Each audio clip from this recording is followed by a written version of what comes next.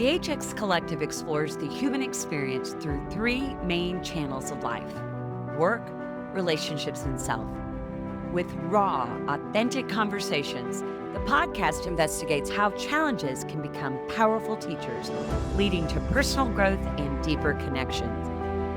Rooted in humanity-centered design, each episode reflects a commitment to doing good and doing well, featuring diverse voices and generational perspectives.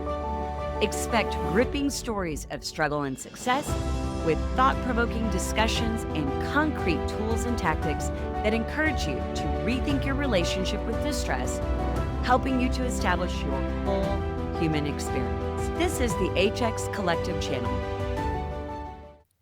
Hello, friends, and welcome to the next episode of the HX Collective podcast. Now, if you've been watching along, you know that as an interviewer, I get really excited when I find new friends that are united with me and the mission of the HX Collective to elevate human flourishing. And when I tell you, you are about to meet someone that you will never, ever want to not know again in the future, it is Gillian Stovel Rivers. And when I tell you that she is coming to our conversation today, where the word flourish is actually built into her entire ecosystem and work, she is a business owner. She is a wife. She is a mother. She is a power lifter. She is a coach. She is somebody who knows how to teach people how to have great relationships with their money. We are in for a great treat today to hear her experience and story of what it means to teach us about being wealthy and feeling wealthy. Gillian, welcome, welcome. I am so excited for our audience to meet us. And while we're including a lot more details of your bio in our show notes, can you take a step back and tell our audience who you are, a bit about your background, and how it leads us to this moment having a conversation about human flourishing? Wow. Thank you so much, Deb. What a fantastic introduction. You are built for this. I want to flourish with you today, and I want to bring all of the material from all of the parts of the human experience that I have touched and that I have helped other people access to our conversation. A little bit about my background. I mean, I actually had to do a really interesting introduction for a training exercise to a really elite group of people I'm training with. And I decided to create a video about it. And I released it last week to this group. And what I noticed in the video was the background for me, it spans a very rich childhood of athletic accomplishment and training and discipline and hours and hours and hours spent basically throwing myself at the ice. I was a competitive figure skater. And then evolving into a performing arts high school, which is where I had the opportunity to access the creative form of flow, if you will, and the ability to be able to connect with that timelessness of getting lost in your work and truly loving your purpose. And then I evolved into a business owner. And very shortly after that, literally 5 minutes after becoming a business owner, I became a mom for the first time right at the turn of 2007 to 2008. So right during the financial crisis is when I entered the wealth management business, which, as you can imagine, is an excellent opportunity in human flourishing because great resilience was built during that time. So my background really formed the approach that we have with the Flourish framework, which is a little bit of what I call athlete, a little bit of what I call Jedi, and a little bit of what I call the builder mindset. And that's what I'm so excited to talk to you about today. Well, you know, it's so great. We originally met through a business connection, and now I get the great privilege of calling you a friend. And when we figured out that one of our united missions, our united superpowers was this whole conversation of flourishing, I love when I see friends thrive, and I love when I see them stepping into the fullest version of themselves. And so tell us a little bit about the mission and purpose. And I should probably add that we are a global podcast now. Gillian lives in Canada. Of course you are. Of course you are. Canada. So I'm going to say that's our global reach. But nonetheless, can you tell us a little bit about the journey you've been on in this year and really kind of reforming the work and some of the things that you're doing in the workplace in service to others? Well, this year, I think the turning point for me was definitely with you. And it was also with a mutual friend of ours, Jody. There were two real turning points, but the one that occurred when it came to my conversations with you really happened when you and I unpacked that traditional wealth management focuses on a few key moments in your life, Whereas my approach and what I want my framework to be and what I built the framework to be was about all the millions of other moments that are beautiful in life and that are painful in life and part of the human experience. And that I needed to build a bridge between traditional wealth management conversations and this more elaborate framework that takes into account all of these things that wealth can do and can help be a medium to create either a better experience or sometimes an easier experience when life gets tough, but that we needed more language and we needed more bench strength. We needed to bring people, other voices to the table, not just lawyers and accountants. They're very important in the traditional sense of those four moments. The four moments being buying your first house, sending your kid to school, when you might be able to retire, and how much you're going to have when you die. What about all the millions of other moments between? And the conversation and the richness of those moments between is really what led me down this path of what ultimately was discovering this study that began in 1938 from the Harvard study of adult development. And it studied since 1938, 700 people and their offspring and their offspring and their offspring to figure out what constitutes a life well lived. What is it that these people have in common that is giving them the fuel to have a life of happy longevity? And once we started to unpack that and figure out what we call the 5 factors of flourishing are, it began to give us this framework for how to have conversations about not just money, but also time, energy, and attention so that we can live that life well lived, so that we can get through the tough stuff, because we don't all live that beautiful sort of like multinational bank commercial where we have the 50-foot yacht. And that's not everyone's dream, but everyone's dream can be very authentic and unique, and it can experience tough times and still come out the other side stronger and more resilient. Yeah. Well, there is so much power in that, because I do think when anyone thinks about the accumulation of finances or wealth, in large part to sort of work through those sort of key milestones that you've described, particularly this idea that somehow retirement is a destination, and we know that it is one step on that larger life experience and life journey. And in some instances, retirement isn't the end game. It is really the beginning of things. And so much of that does come down to the issue of, do I have enough money to sustain my life and my lifestyle so that I don't outlive my money? And people have really weird feelings about money and about wealth. And one of the distinctions, and really for today's discussion, you gave me this adage that there are a lot of people who are wealthy. Being wealthy is certainly one piece, but actually feeling wealthy is entirely different. Tell me, in your experience, like, where's the struggle coming from? And why is it that this is a kind of a universal observation that you've seen, where there's a disconnect, that no matter what the dollars or the net worth statement says, that there's a disconnect of the human experience with it? Absolutely. My language, recently anyway, my language for talking about this has to do with having the game pieces and then finally having and seeing the game board. And one of the game pieces you need in order to, I will call it, begin to reach your full expression, right? It's a beautiful yoga term. Or another colleague of mine from the Flourish Feed podcast, he calls it reaching your performance window of life. And he says that the ages 60 to 100, they should be seen as the performance window of life, when you finally have all of the pieces and now you also see the board. And one of those pieces is the money.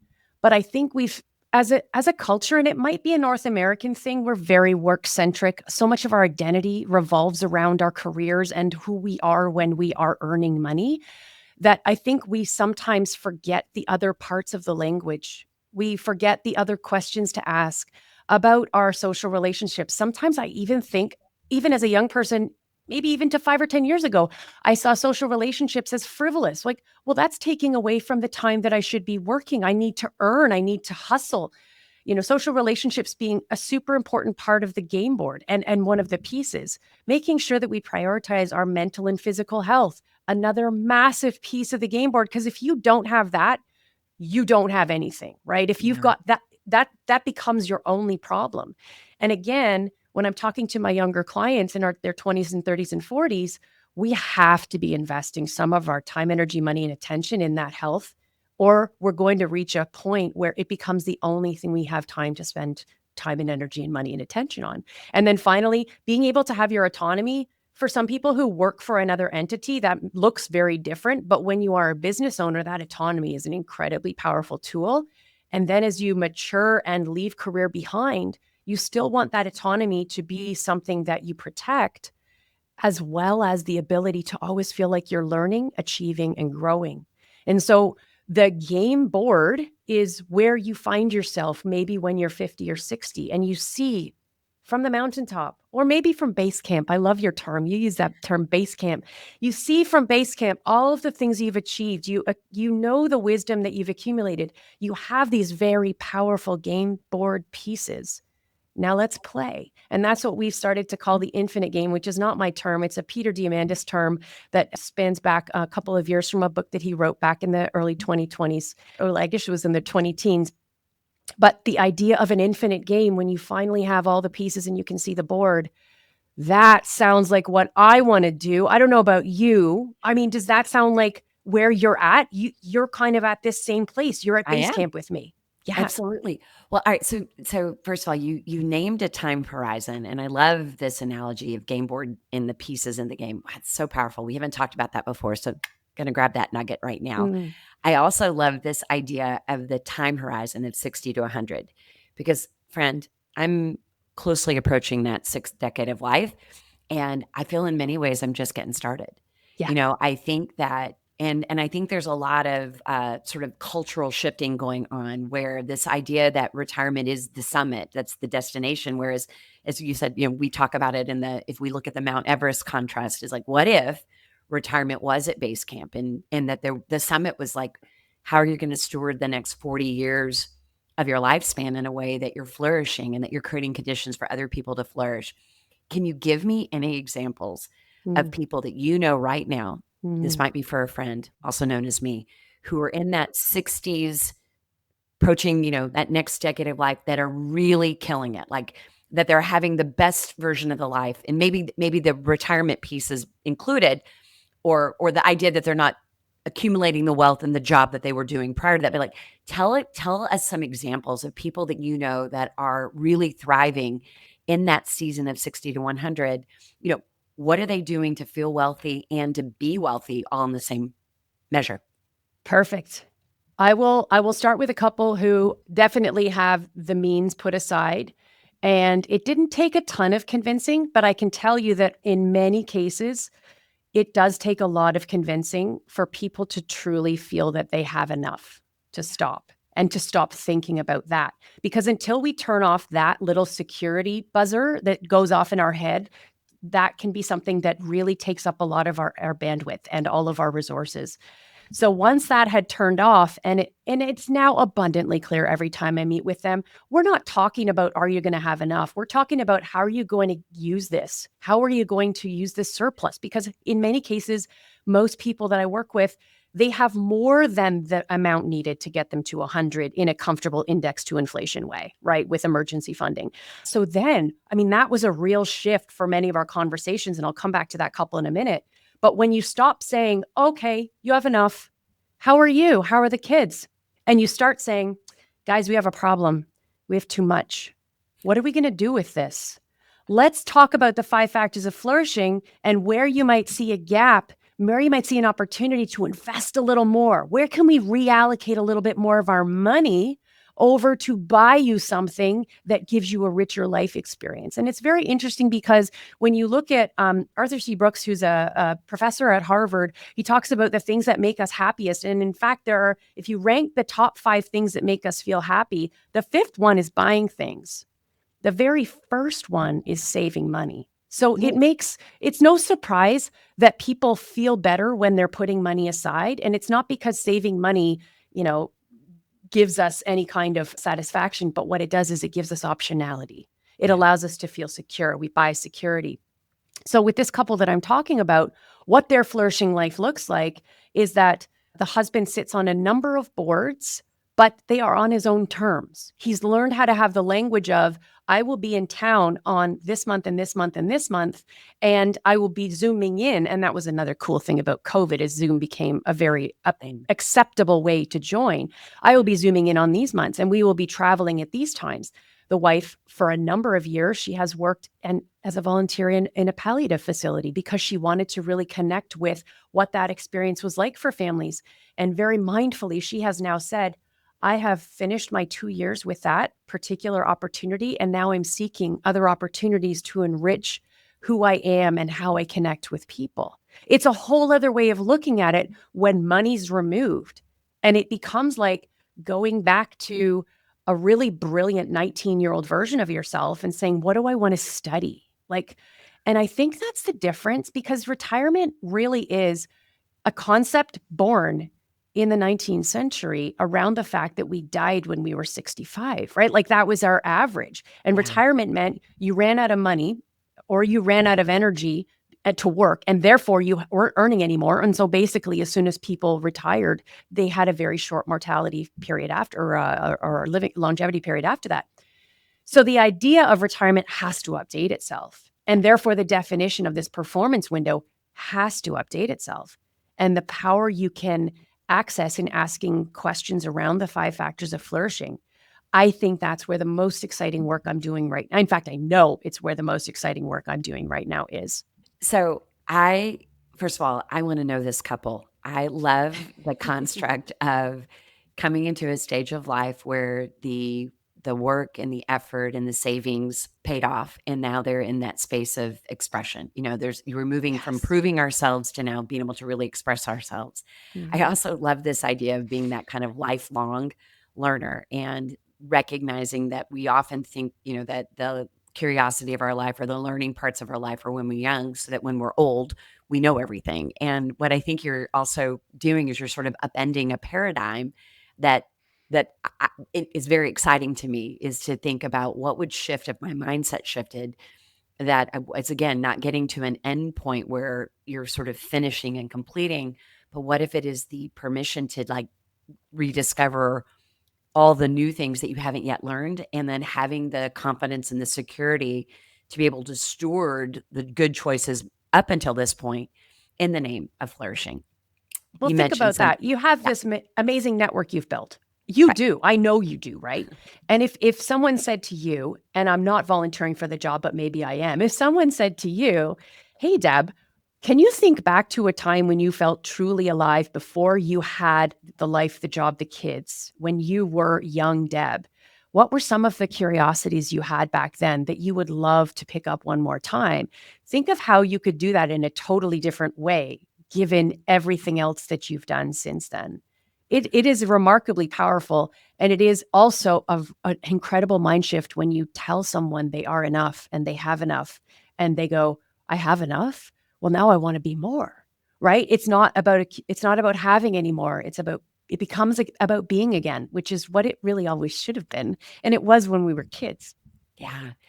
I also loved your analogy, and I can see you doing this, like in a live conversation with a client, which is say, we have a problem, we have too much.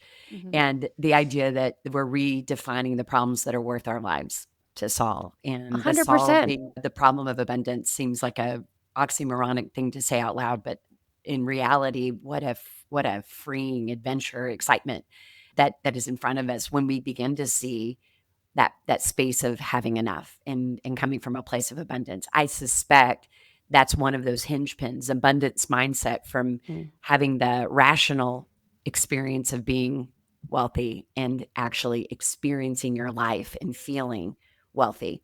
That, And I think you just nailed it. And I want to give you another example of another family, yeah, because I think this idea of having a personal mission is something that everybody wants for their children. They want their children to feel a mission. They want themselves to have felt a mission. But one of the conversations I was so privileged to be part of in the last month revolved around one of those moments where I said, we have a problem. We have too much.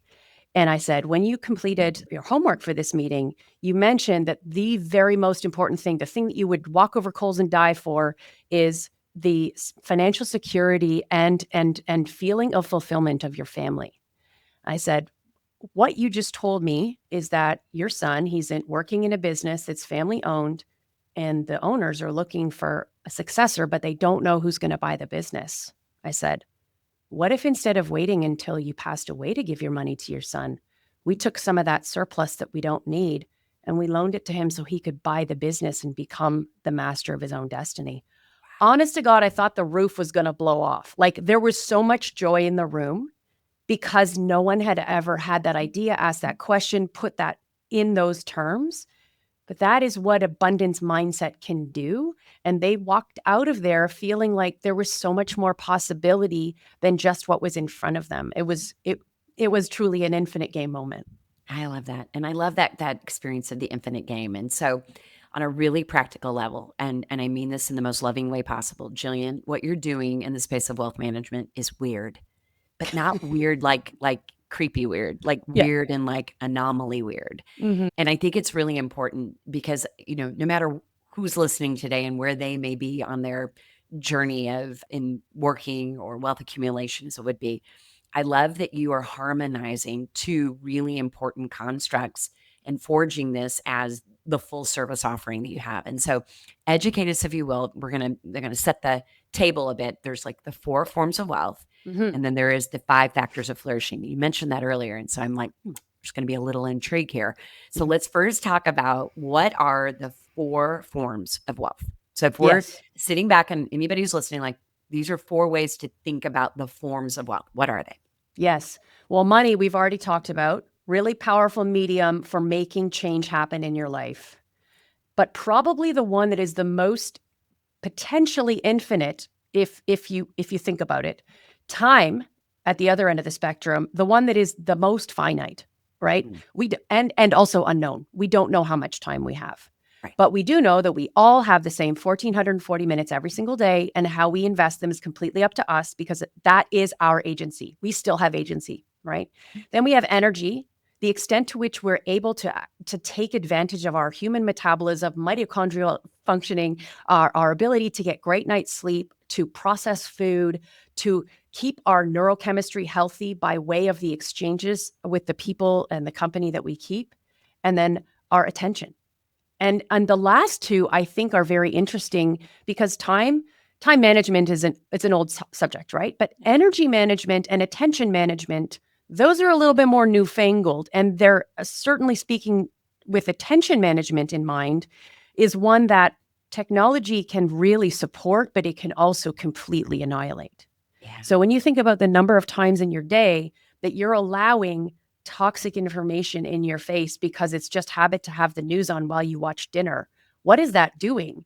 It's probably going to keep you up tonight. It's messing with your digestion. It's preventing social interaction with the people that you probably are having dinner with. And if there's anybody under the age of 30 in that room, they're also on their phone at the very same time.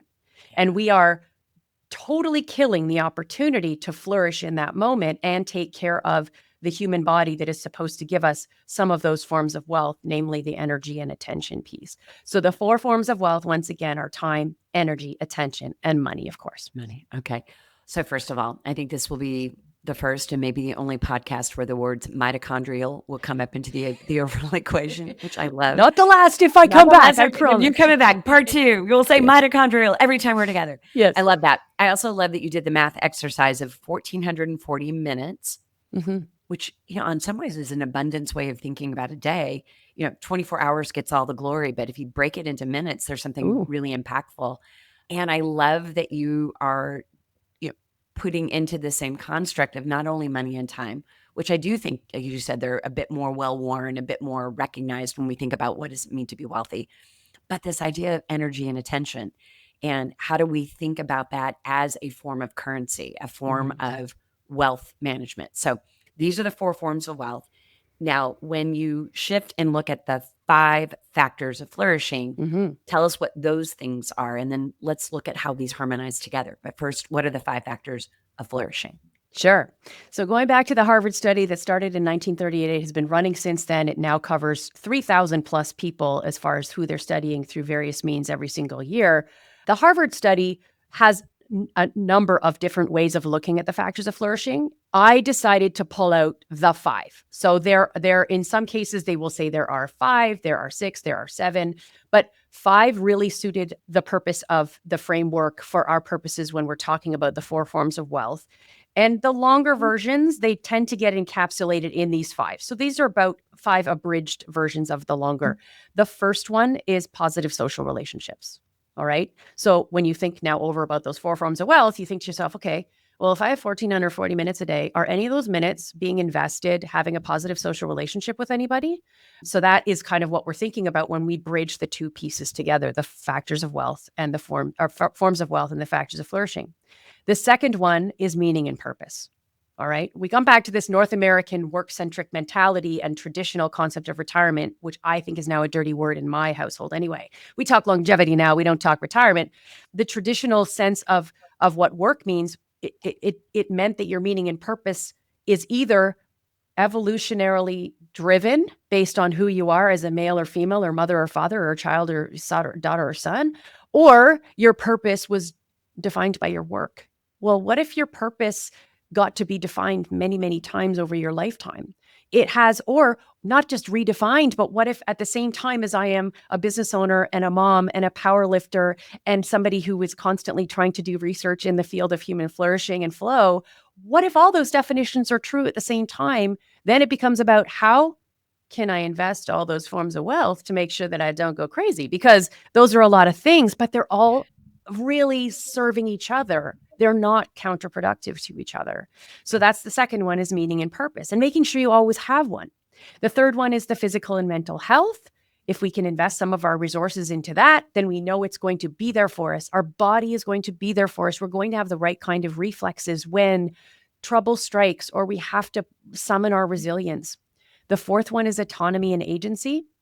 For somebody who is starting to lose maybe the ability to take care of themselves in their home, they can choose.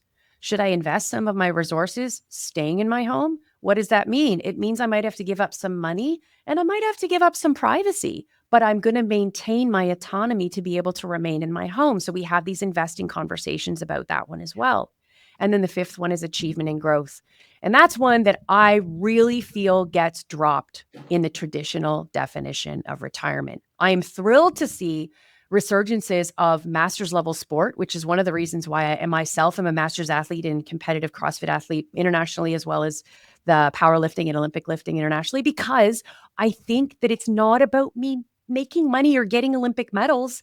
It's about having something to drive for that gives me a neurochemical kick that says I'm still alive and I'm doing it with people who feel the same way about their journeys, and they're coming from all different walks of life. So those are the 5 factors and the 4 forms of wealth, and that's how they play together. What has surprised you the most when you think about these things coming together? And I suspect in many regards, you're introducing conversation or you're asking questions that, but for knowing you or but for being a client or a prospective client of yours, like the pausing and pondering is maybe just not occurring. So what surprises you when you bring people through the considerations of the 4 factors or the 4 forms and how they fit with the 5 factors? 5 I'm trying to factors. create a lattice here. I don't know how Yeah, that's yeah, working yeah. out. I but know. I've see where I'm tried. going. Visually, You know, I it's haven't what am figured I it doing? out. Am I doing Yeah. it this way? Like we did. All right. So that being said, what surprises people the most or surprises you about what surprises people when you I'll give widen you a their great purview? example. What has surprised me the most was that I'm onto something. And yet that shouldn't surprise me, because with the amount of authenticity and integrity that I have taken this journey on, which is now going on 10 years, when I think back to when I started competing in CrossFit and then I took neuroscience performance coach designation coaching, I knew I was trying to stitch this thing together. But other than the fact that I feel like I'm onto something from the feedback I'm getting, what surprises me most is that people I revere, my clients who are senior to me and have well more resources than I do, when I take them through this process, they are floored. They are grateful. They are saying things like, "You helped us overturn a rock we didn't know existed." They were trying to live in a model that was not satisfying. And now they see that over there is a third lung and they're really excited to try it because it feels good when you start to question some things that were not serving you, but that everyone else was doing. And so you robotically repeat after what everyone else is doing. And I think that is a really important part of abundance thinking, is is questioning what isn't serving you because it's probably wasteful. And it doesn't necessarily need to be part of your reality if it's not serving you. It can very happily be part of other people's reality. But everybody's definition of feeling wealthy is going to be very unique. I mean, so unique, because it goes back to childhood memories, first memory of giving, first memory of money, first memory of earning, first memory of feeling accomplishment. That definition of feeling wealthy is such a rich trove of opportunity to discover in every person. And so being able to serve people who I thought were at the top. They were at the top of Everest, right? They were looking over it all. They realize now, oh my gosh, I want to go back to base camp. This is fun. Yeah. Wow. So much power. And when I hear you describe this, a new word popped in my mind, that it isn't only the sense of feeling wealthy, it's like embodying wealthiness, right? Like it's a full body experience, which I It's think a is full super body cool. experience because it's neurochemical, right? So it's going to be in us. It's not even willy-nilly. It's true. It's going to be Well, an and I embodied love that. And I experience. love that we're putting out fact-based information on this podcast. Like when we have the added benefit of being actually rooted in science and true, it only helps advance our credibility here, I think. That's true. I It's also true. think the other piece too, and the sense of you're being floored about other people being floored. I'm reminded of, there's always a fun adage. They said, when Henry Ford was inventing Model T, and he often talked about, if I would have asked my customers what they wanted, they would have said, or what they needed, they would have said faster horses. That's right. And sometimes the absolute worst thing we can do for others in our life is to ask people to be the agent of their own, creation, in the sense that I know what I need. I mean, asking a person what you need is sometimes horrible, because they may think they need something, and then we feel compelled, like we have to try to act upon it because they said they needed it, when the reality is they're blind. There was a rock that they 100%. didn't know existed. And so Yes. an alternative is like, what are you trying to achieve with your life? Like, Mhm. what is a life well lived? What is the infinite game of your life? Mhm. I suspect, again, that's, unless we're particularly well versed or naturally curious, or but somebody who's a continuous lifelong learner, we're not asking ourselves those questions. So Well, the power of having somebody on the outside hold this space to give us the ability to see the rocks we didn't even know we had, and then to actually get the opportunity to look under them, Mhm. so that we get this more full, rich experience of life. Like, that sounds wild to me in all the best ways. It is In all the wild, best and ways. it is also cool how it came to be, because another wonderful entity here in Canada named Absolute Engagement, they have something called the Engagement Engine, and this is a bunch of research done by Julie Littlechild, who you may have heard of. But what she does is she helps advisors like me figure out what are the questions that need to be asked. And I think what's cool is she helped me figure out the questions that needed to be asked. And then it was in my studying the answers and not liking them that I came up with this need to not give people faster horses. One of the questions was, what is your level of concern when it comes to managing your health, personal or family stress, your feelings of fulfillment in retirement, your looking forward to retirement? And you would think, with the amount of excess wealth in the people in the hands of the people that I take care of, you would think those would be high scores. You would think, I feel very positive about, I don't have personal family stress. I feel very positive about my feelings of fulfillment in retirement. I'm excited about retirement. Well, guess what? The data showed 76% of my clients had high levels of concern about personal or family stress. Most of them were concerned about the future of their feelings of fulfillment. And I thought, well, that ain't good, because I've already told you you're rich. Like, I've already told you you're wealthy. We've got all the money. What are we missing? And it was in starting to look through, then I was like, okay, well, and flourishing, I want them to flourish. Okay, let's dig deeper in there. And then getting access to all this academic research about flourishing, which goes back to Aristotle. Like, this is not a new concept. The concept of what is it that this is all about? Why are we here? What are we seeking? Well, I tell you, it's not money, right? Like, money's the means to an end. We've always said it's the car that's going to get you from A to B.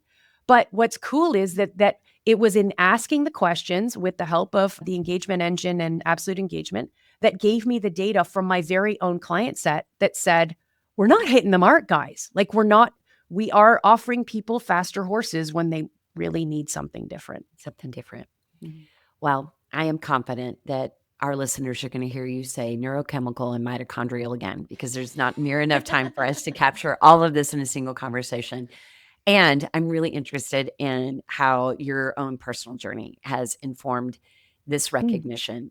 We often think that flourishing, I can at least see my own sense is that in fact, when mm, we were getting started for today's conversation, we always think like we only can talk about it when we're in a space of joy and fulfillment. And the reality mm, is that journey to flourishing is often most marked with suffering mhm. and learning and struggle and the fruit of resilience and grit and things that are born out of it. So when you look at your own personal journey on this, what have been some of the essential ingredients that have helped you come to the place and space you are in your own experience of the human experience?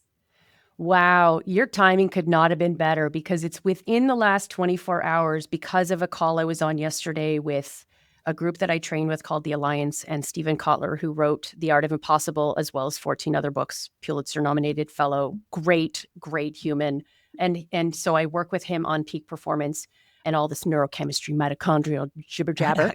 But the thing that has become clear in my mind in the last 24 hours is the fact that if we don't have a mission in life, if we don't get creative and curious about what it is that we're working towards, a couple things can happen. One, we can tend to fall back into our rumination, which can often lead to looking backwards and maybe feeling a sense of sadness or depression.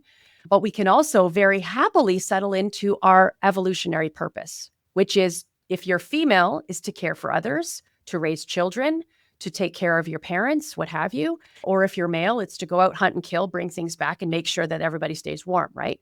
What's fascinating to me in the last 24 hours is I realized that in my pursuit of my mission, which is this whole Flourish framework, bringing together the best of what it means to be a Jedi athlete and builder, I had two moments where I was pulled back into the evolutionary story. One of them was when I had my kids, and it became very confusing for me how you're supposed to have a mission and have a family at the same time. And the second one occurred on Saturday when my mom was taken to hospital, and we've been with her 16 hours a day since then.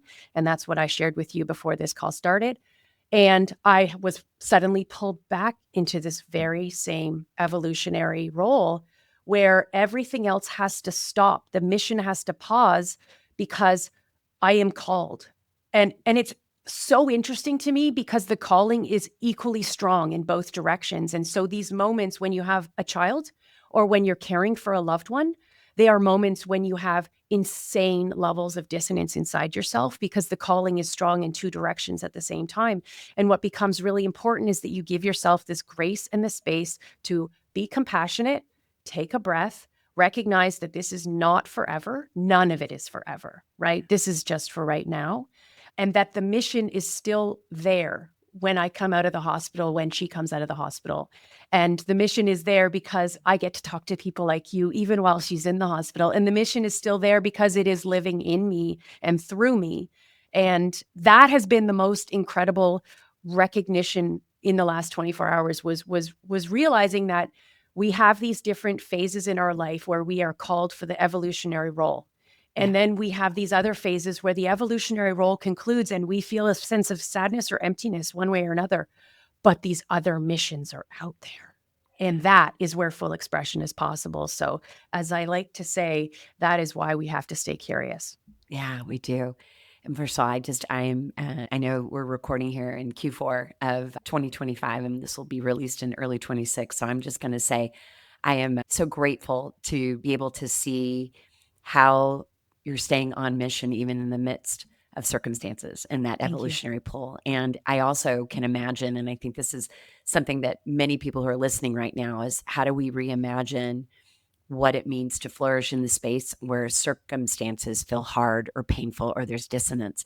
And I think unpacking that really at every stage. I know we have women right now who are listening that are full-time homemakers and that Hmm. dissonance of being on mission and thinking, well, I'll flourish when I launch those kids. And the idea is like, no, what does the container look like right now Yeah. to be on mission right where you're planted and right where you Yeah. are? So to me, that's going to be an exciting part too, of Oh today's boy. I conversation. just got chills when you were talking about that because you have been in that spot and I have been in that spot. And that is a tough spot. But when you have someone outside that spot saying, oh, here's how you do it. Here's how you do it. You could do it. Do this little thing and this little thing. Oh my gosh. Absolutely. Makes so much sense. Yep. So let's imagine we're 10 years into the future. And when you think about the human experience and you think about what will be true about human flourishing when you look a decade ahead, what do you hope to see that will be better or different than is today? Well, I know that a month from now, I'm going to have a better answer. And then a month after that, I'm going to have a better answer. But here's my answer for today. My answer for today is when I speak with anyone over the age of, let's call it 65, 70, who has launched the children, their kids are off having their own kids. They've completed a fantastic career one way or another. I want them to be talking to me about something other than the fact that they don't have goals. I want them to be talking to me about something other than the fact that they booked their funeral and they've decided where their plot is. I want them to be telling me something more than, where they're going to go for the winter, because that is currently the framework of post 60 flourishing are those topics. Whereas some of the conversations that we've started to have with clients in the Flourish framework are about starting a business when you're 75, are about co-funding and being somebody who acts as an advisory board member for your child so they can buy a business and have their autonomy and agency and continue to grow family wealth in a very purposeful riches to riches situation instead of they often say it's rags to riches in 3 generations, right? Or rags to rags in 3 generations. It's that kind of flourishing that I'm very excited to see. And so 10 years from now, I want let's put it this way. I would like the conversations about what I want to be when I grow up to be the same, whether I'm talking to a 40-year-old, a 50-year-old, a 60-year-old, a 70-year-old, or an 80-year-old. What do I want to learn next? What are we going to try now? Because it may change in terms of whether it's purely cognitive, whether it's physical, whether you have to go somewhere else in the world to do it. But there's no reason why we can't always be seeking that goal, because the chemistry behind seeking that goal is so much more powerful for longevity and joy. Yeah, powerful. So I often conclude my podcast interviews with the 3x30 call to action, which is to give our listeners something concrete and specific that they can begin to implement in the next 30 days. So what would be 3 things if somebody wanted to move from the experience of, focusing exclusively on the money part of being wealthy and wanted to take a step in the direction of feeling and embodying what it means to play the infinite game and feeling wealthy? What would you say are 3 things we could do to take a meaningful step forward? Awesome. What a great question. Okay, so a couple of them are very tactical, practical, and then one of them is a little bit more playful. So the tactical, practical are, in order to become very clear about who it is you want to be when you grow up, it really helps to be healthy when you start to answer that question. So the first thing I would say is learn about intraday recovery. Learn about how to take care of yourself. If you're very good at self-care and you already know the importance of going for a walk in the middle of the day at work, or the importance of being in nature or cold exposure, or anything that you could look up in a traditional Andrew Huberman, Peter Attia type way, Stacey Sims as well, recovery, right? Like focus on your recovery, make sure that you are feeling like you're getting the full 8 hours of sleep. Because when we come from a place of our body being in good health, we have much more clarity and positivity, and literally positive neurochemistry going on for us. So I would say the first thing would be recovery. The second one would be learn how to do the hardest thing you have to do every day first. Because when you do that, you set yourself up for feeling like a rock star by 9 or 10 a.m. And the rest of the day is like you're living off the positive neurochemistry of having done the hardest thing first. So for some people that might be working out, but for some people that might be being creative, or that might be getting your email box cleared, or whatever it is, do the hardest thing first and try to do it uninterrupted. And then the third thing is a list where there are 2 columns. And on the left, and I would say take 30 days and just keep adding to this list. The left column is things that I'm curious about. And on the right side is things I'm grateful for. And when you start to live that day after day of increasingly feeling better. And you get to feel like I'm accomplishing something every single day by doing the hardest thing first.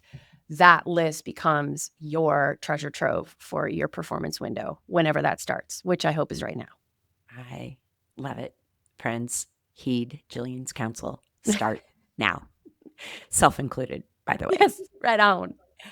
Gillian, I could keep this conversation going, and I can't wait for our audience to get to see you again and to pick this up. I also want to make sure people know how to find you. And one of the things that I should have said at the outside when I was going through business owner, wife, mom, power lifter, coach, podcaster is also in your mix. Of course, we're going to include the links to things in the show notes, but in case someone is listening or they want to get to know you better and get to know more about this intersection of the Flourish framework, how can they find you? What is the name of your podcast? Thank you very much. Yeah. So please. YouTube, Apple, Spotify, the Flourish Feed podcast is the name of my podcast. We drop a new episode every Thursday with another coach or mentor from somewhere in the universe who is teaching me or has already taught me, but I want to share their brilliance, something about what it means to flourish according to their expertise. So the Flourish Feed podcast, Apple, Spotify, YouTube. You can also find me on Instagram at Gillian Stovel Official. And finally on LinkedIn, Gillian Stovel Rivers. I think those are my main platforms. We are very active in all those spaces. So please reach out, send me a note. I would love to hear your story. And I hope you enjoy our content and I get to know you sometime. And it was so good to see you, Deb. I love you, of course. Love you right back. And thank you for being a part of our mission at the HX Collective to elevate, and I'm even going to say accelerate human flourishing. You rock. Right on. Love you. We'll see you soon. You.